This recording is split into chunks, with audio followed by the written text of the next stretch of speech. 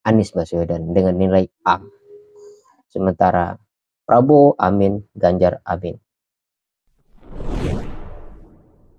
Selamat datang di channel Firman Panipahan. Debat Capres 2024, siapa pemenangnya? Untuk memberi jawaban itu, saya harus klarifikasi terlebih dahulu bahwa saya akan menilai debat Capres 2024 itu dengan dua hal. Satu, penguasaan panggung. Dua, etika debat.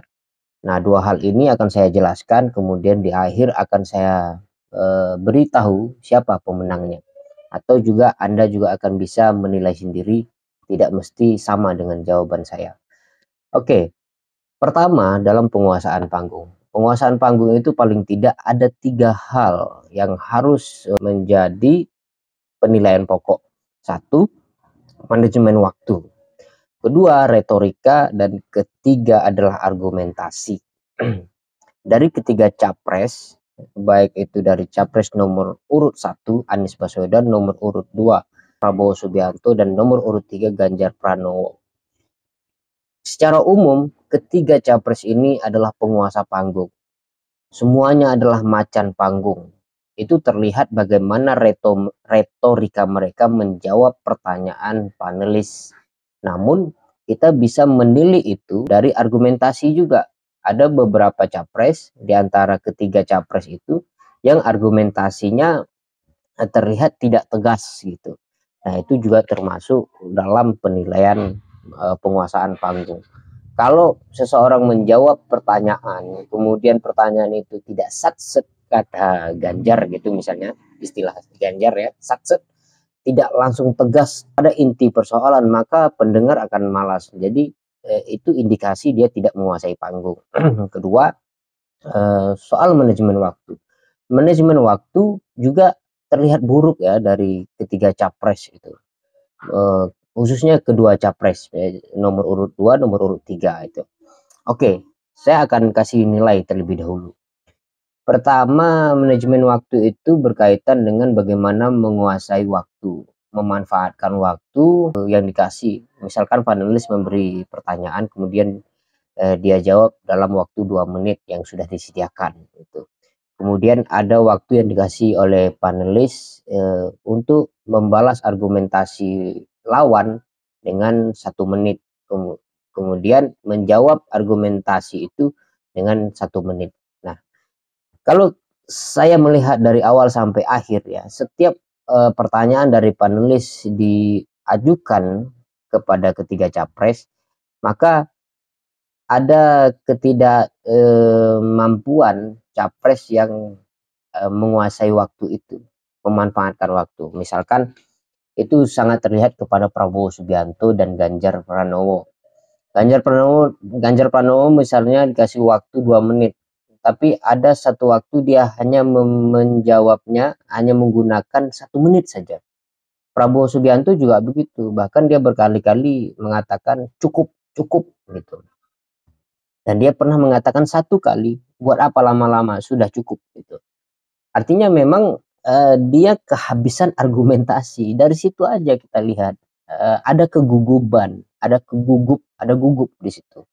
Ada kecemasan, dia ingin menyambung tapi dengan kalimat apa? Ya itu penguasaan panggungnya. Secara umum penguasaan panggungnya bagus, tapi kalau kita lihat jeli dari manajemen waktunya ternyata terlihat ada keguguban gitu. Namun hal ini tidak terlihat pada Anies Baswedan. Itu penguasaan panggung Anies Baswedan itu luar biasa, retorikanya juga luar biasa, argumentasi. Ada argumentasi yang mungkin sedikit bagi saya yang tidak begitu tegas dari Anies Baswedan. Misalnya terkait IKN gitu, terkait IKN. Sebenarnya IKN itu mau dilanjut apa enggak sih gitu. Tapi jawaban Anies itu muter gitu. Bahwa mana yang lebih penting, IKN atau masyarakat. Persoalannya bukan itu. IKN itu sudah menjadi undang-undang kan begitu. Dilanjutkan bagaimana? Bagaimana memanfaatkan APBN maksud saya. Nah itu. Kemudian ada juga dari Anies dan Prabowo dan Ganjar. Yang saya rasa argumentasinya itu tidak memuaskan, yaitu terkait dengan memiskinkan apa namanya, memiskinkan koruptor. Bagi saya itu bukan jawaban itu ya, karena itu tidak akan menyelesaikan korupsi ke akar-akarnya, karena akar dari koruptor adalah kekuasaan di belakang si pelaku. Siapa kekuasaannya? Ya partai politik. Nah, bagaimana kita bertindak terhadap partai politik? Itu yang saya rasa yang perlu gitu.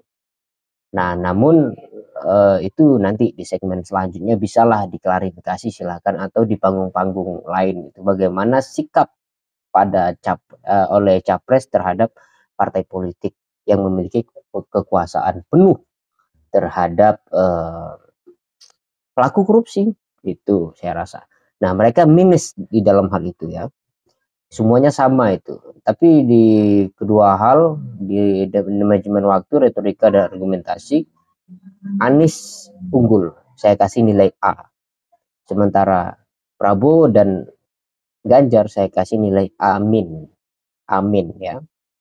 Nah, kedua, saya klarifikasi dengan etika debat. Bagaimana etika debat?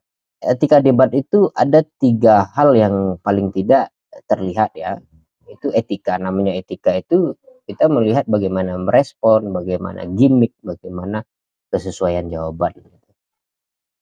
Nah, bagaimana cara seseorang membalas argumentasi gitu. Saya lihat dari capres pertama misalnya Anies Baswedan itu elegan sekali ketika dia diserang dengan sejarah masa lalu, bahwa dia adalah orang yang pernah dicalonkan oleh Prabowo Subianto. Namun kemudian Anies menjawab itu dengan elegan sekali dan bukan menggunakan pandangannya, itu justru menggunakan kalimat yang telah digunakan oleh Prabowo, yaitu Prabowo sendiri yang mengatakan bahwa dia tidak cukup kuat untuk di oposisi. Itu bagi saya adalah jawaban yang sangat elegan. Jadi kalau ada apa namanya, kalau di dalam permainan bola itu adalah gol yang paling keren menurut saya. Itu akan diulang-ulang terus menerus. Bagaimana Anies Baswedan menyerang lawannya dengan menggunakan kalimat lawan itu sendiri. Kemudian itu ya cara menjatuhkan lawan. Kemudian etika selanjutnya itu etika bagaimana menjawab pertanyaan. Kendati di dalam debat itu ada kesesuaian atau kesamaan jawaban, maka menurut saya hindarilah kata setuju. Setuju dengan lawan. Saya dalam hal ini setuju dengan ini, dalam hal ini setuju dengan itu. Itu bukan debat gitu. Itu adalah rapat paripurna. Saya setuju, saya tidak setuju. Tidak setuju argumennya begini, saya setuju. Jadi apa? Bukan begitu. Ini bukan rapat, tapi ini debat gitu. Dan itu sering terdengar dari capres nomor urut 2 dan nomor urut 3. Nomor urut 3 itu sering menjawab saya setuju. Nomor urut 2 juga sering menjawab saya setuju dengan Anies, saya setuju dengan Ganjar. Artinya apa? Artinya memang dia tidak mengerti mereka itu sedang ngapain di panggung itu gitu. Nah, saya rasa itu etikanya kurang ya. Seharusnya dia harus menjawab bagaimanapun caranya, walaupun narasinya sama, tapi dalam rangka menunjukkan ada perbedaan narasi gitu. Walaupun ada persamaan jawaban, bukan menghabiskan waktu, tapi menunjukkan bahwa memang kita itu sedang berdebat gitu. Nah, masyarakat yang menilai gitu. Dalam hal ini Anies Baswedan saya tidak mendengar sama sekali dari awal sampai akhir dia mengatakan setuju dengan 2 capres lainnya, nomor urut 2 dan nomor urut 3. Itu saya rasa cara menjatuhkan lawan. Saya rasa Prabowo dalam hal ini minus sekali. Juga Ganjar. Dia menjatuhkan lawan itu apa namanya ya? Caranya basi gitu. Kenapa? Karena memang sudah terjadi di masa lalu. Misalkan Ganjar bertanya, bukan memberi argumentasi, bertanya kepada Prabowo tentang HAM. Itu persoalan yang lama, persoalan yang sudah basi, yang gantung juga. Kalau itu dipertanyakan, terus Prabowo mau jawab apa gitu. Karena yang berhak menjawab hal itu bukan Prabowo, tapi pemimpin hari ini. yaitu presiden gitu loh. Kenapa itu tidak ditindak tegas? Berbeda halnya kalau Ganjar memberi argumentasi terhadap HAM tanpa memberi pertanyaan bahwa HAM harus dijunjung tinggi misalkan. Berikan narasi, tapi Ganjar memberikan pertanyaan. Itu kualitasnya sangat rendah di dalam etika debat gitu. Artinya dia tidak menguasai tentang HAM itu. Makanya dia bertanya kan gitu kan. Dia tidak menguasai materi HAM.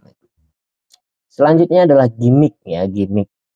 Dalam hal ini gimmick paling ini ya berlebihan itu siapa ya, si Prabowo berlebihan sampai dia joget gitu.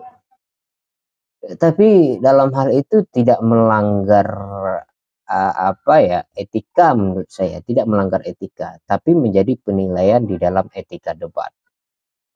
Bahwa ketika seseorang memberi argumentasi kemudian dia memberi reaksi di dalam tubuh gitu kan, karena dia kan tidak, ketika orang berbicara dia tidak boleh berbicara, tapi bukan berarti tidak boleh berekspresi. Itu bagus sekali gitu kan, dan dua capres lainnya tidak memiliki kemampuan itu. Saya rasa di dalam hal ini Prabowo plus gitu, gimmick, namun agak berlebihan, itu saja gitu. Dalam etika debat bagi saya Anies Baswedan tetap unggul. Kenapa? Karena selain dia rapi, kemudian cara menjatuhkan lawannya elegan, dia tidak mempertanyakan hal-hal yang aneh-aneh gitu. Dia justru menunjukkan argumentasi saja sudah cukup gitu. Berbeda dengan Ganjar yang bertanya, terlihat kalau dia tidak menguasai panggung, tidak menguasai materi.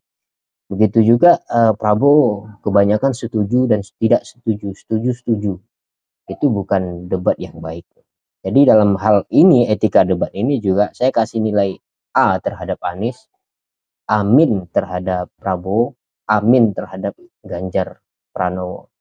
Jadi pemenang pilpres, pemenang debat capres perdana 2024 ini adalah Anies Baswedan dengan nilai A.